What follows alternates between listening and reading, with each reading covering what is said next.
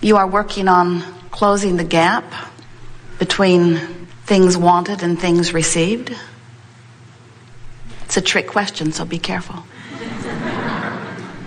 Or are you experiencing the life-giving enthusiasm that an unfulfilled, yet being fulfilled, not yet manifested, yet energy in motion, can't see the whites of his eyes yet, feel the energy of him coming, creation? In other words, are you ready to acknowledge what you felt from your non-physical perspective, that this leading edge experience in these magnificent physical bodies is a continuing, never-ending unfolding, and that there will always be, because of what you're living today, a new idea or a new improved idea or an amendment to an old idea, an improved preference or desire. So since you are, we are all eternal beings, and there will be no ending to our ability to, from where we are, define, design, conclude, desire, prefer something more. Don't you think it's time that you make peace with the incompletion of your beingness? Yes. The alignment process can be fun. It isn't always fun if you are looking at what you want and feeling the absence of it and beating the drum of why isn't it here yet, and what have I done wrong, and am I really unworthy, and why am I not born under the right star, and what have I done wrong in a past life, and how come my mother didn't prepare me better for this? In other words, we know that when you get into that place where you are justifying why something that you want hasn't come, that then it's not fun, because you cannot beat the drum of the absence of something that you want and feel satisfaction about it coming. In other words, that's not closing the gap, that's widening the gap. And what's this gap that we're talking about anyway? In other words, what gap? Well, it's the gap between where you are and where you want to be. That's one way of looking at it. But we want to explain it to you here today in a way that you will always remember, in a way that will resonate with the very core of you, because we are wanting you to remember who you are, who you really are, and we're wanting you to activate your guidance so that you can not only remember intellectually who you are, but so that you can feel the vibration of who you are allowing yourself to be in relationship with who you really are. As Jerry and Esther are traveling about, they have navigational systems in their vehicles. 3 different ones now. OnStar in one vehicle, Pioneer in another, Magellan in another. But they all work on the same principle. They all work on the principle that the machine, the satellites in the sky, the antennas on the roofs, locate where you are right now. And then they program in their desired destination. So now, the navigational system has 2 things, only 2 things, that are of importance or interest. Only 2 things are relevant to this process. Where are you and where do you want to be? So Jerry and Esther program in the desired destination, and then the navigational system prepares a route and gives it to them verbally or visually or both, and then says to them, please proceed to the highlighted route. And when they do, the navigational system is peaceful and calm. Go this way, go this way, go this way, go this way.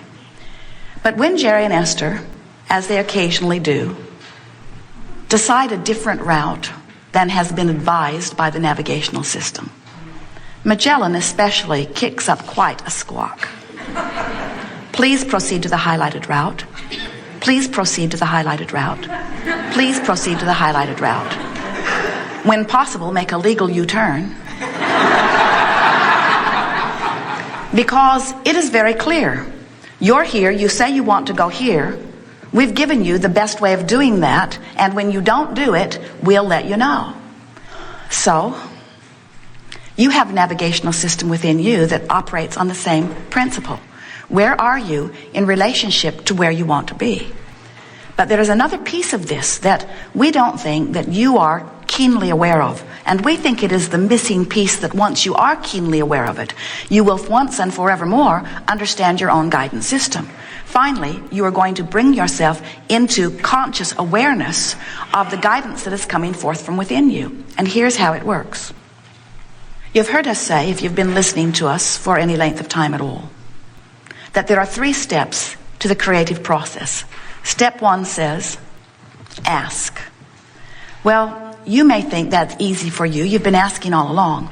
But we want to say to you it's even easier than you know, because even if you don't put words to it, even if you haven't focused it consciously in your own mind, the contrast of your life experience causes preferences to be born constantly within you.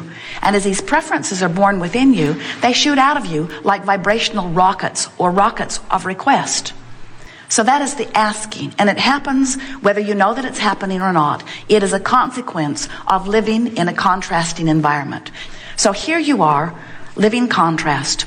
And when you don't have enough money, you know you want more money. When you're dizzy, you know you want stability. When you're confused, you know you want clarity. When you don't feel good, you know you want to feel better. When someone's rude, you want them to be nicer. When you're rude, you want to be nicer. In other words, you're launching all of these rockets of desires constantly from every point of view that you consciously and unconsciously are moving through on your day-to-day experience. And in the moment that you conclude that you prefer something, Source goes with your new rocket and says, we agree, done. Now, we're not kidding you about this. Talk about worthiness. Are you getting the full impact of this? So Source watches you in your exposure to contrast, and when the new preference is born, Source always says, that's just right. Yes. That's step 1 and step 2. So now what we want you to hear is that in the navigational system scenario, one point of vibrational relativity has been established. Who you really are and where you want to go is one point in that navigational system. Now the other point is, where are you in relationship to it? Where are you in relationship to what you now want? So you're living not enough money. You launch rockets of desires that say, I would like more money. I would like it to flow with ease. I would like it to come consistently. I would like it to come steadily. I would like it to come in proportion to everything I'm wanting. And Source says, agreed, agreed, agreed, agreed, agreed. Lining up circumstances and events. All things are in order. The heavens and the earth and the seas and all things necessary are parting. All things necessary to accommodate you are in place. Yes, yes, yes, yes, yes, yes, yes, yes, yes. You ask, it is given every single time. So point 1 of your vibrational relativity, remember those words, is in place. The only question is, where are you in relationship with it now? You gave birth to a new rocket, but are you complaining about not having enough money? If you are, you're not in the vicinity of your desire or of Source's agreement with your desire. You're hearing what we're getting at? You're not in agreement with your own desire. You are vibrationally out of whack. And your guidance system is saying to you, please return to the highlighted route. Please return to the highlighted route. But it's coming to you in the form of frustration, in the form of anger, in the form of fear, in the form of criticism, in the form of things that don't feel good. So what we really want you to hear is that when you are in alignment with your Source, you feel wonderful. In fact, negative emotion is what it feels like when you have introduced into your vibration contradiction. Negative emotion is you're not allowing your alignment. We call that resistance. Positive emotion is you're allowing your alignment. We call that allowing. So over time, we have come to call this gathering the art of allowing. And it simply is the art of closing the vibrational gap between where you are and where you want to be. And so that's what we're going to be talking about all day here today. We're going to talk about these 2 points of vibrational relativity. When people talk about aligning energy, we want you to understand that that's what it means. When people talk about guidance system, we want you to understand that that's what it means. You don't have to figure out what anybody else or what everybody else thinks or wants or believes or knows about a subject. You only have to close the gap in your own vibration. Now remember, you are Source energy. You are wise beings. You are powerful creators who are all of that funneled into this physical body. And you chose from all of that wisdom this specific time-space reality and the specifics of where you were born and what you were born into, because you understood that it would be a well-stocked kitchen from which you could extract any ingredients that you thought would make a pie that would be meaningful to you. You did not say, I'll go forth and control the pie making on the planet. You did not say, I'll go forth and make the best pie ever, and then over a period of time convince everybody else that their pie is inappropriate. You did not say, I'll go forth and make a really good pie, and once I'm sure I've got the best pie of all, I'll document it, I'll put it on a recipe card, and then I will systematically destroy all other ingredients. You just go to the kitchen, take from the shelves what you've learned makes the best tasting pie, make a really good pie, and enjoy it. And leave everybody else to make the pie of their choosing. But sometimes we hear you say, Abraham, there's stuff in that kitchen that I don't want in my pie. And we say, we know, don't put it in your pie. And you say, but it's in the kitchen. Some of it might get in my pie. And we say, none of it can get in your pie unless you put it in your pie. And you say, but others are putting those terrible things in their pies. And we say, we know, but no one could put anything in your pie but you. And you say, but what if some of it gets in my pie? What if something goes terribly wrong and some of it somehow gets in my pie? I would feel ever so much better if we could just remove these things from the kitchen so that there could be no possibility that any of it would get in my pie. And we say, none of it can get in your pie unless you put it in your pie. And then you say, some of it got in my pie. And we say, but you were the one who put it in your pie. And you said, I didn't put it in my pie. I was nowhere near that stuff. How did it get in my pie? Somebody put it in my pie. I know they did. It's in my pie. I don't want it in my pie. You put it in your pie. Well, how is it that it got in my pie? I did not put it in my pie. Your attention to wanted or unwanted things puts it in your pie. I know, Abraham, but it would be so much easier for those unwanted things if they just were nowhere where I could see them. Because if I couldn't see them, then I wouldn't think about them, and if I'm not thinking about them, then they wouldn't end up in my pie, right? Right. If you don't think about them, if you don't push against them, they won't end up in your pie. All right, then we're agreed, you say.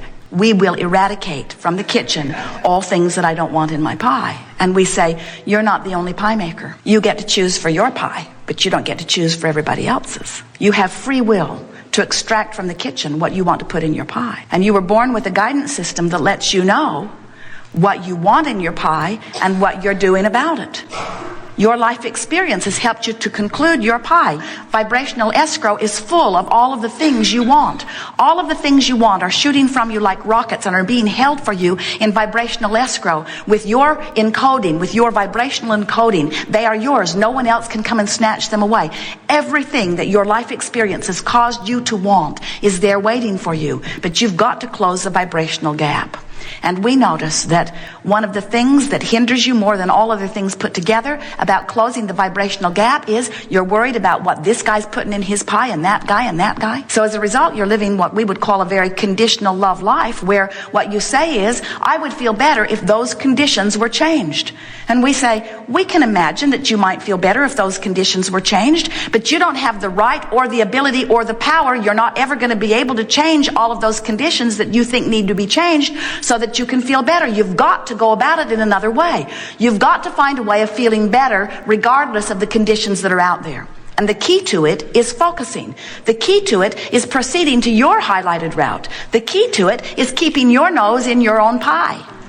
The key to it is wanting so much to feel good that you are reaching for thoughts that hold you in vibrational track with that which does feel good. And as you begin to feel your way into your creations, you will then be practicing the art of allowing. The art of allowing all of the wonder and all of the abundance and all of the magnificence and all of the money and all of the friendships and all of the feelings of fulfillment, all of the things, all of the material objects, all of the relationships, all of the things that your contrasting experience have caused you to identify that you personally, specifically, in genius manner, have come to an awareness that you prefer. We want you to understand that Source is with you. Source is aware of you, agreeing with you, and eager to participate with you. Now, sometimes you say, this is worrisome, Abraham, because when you say to me that all I need to do is follow the thoughts that feel good to me, I worry about what other people might be doing. What if other people are intending to do bad things? Are you saying that Source will help them do bad things?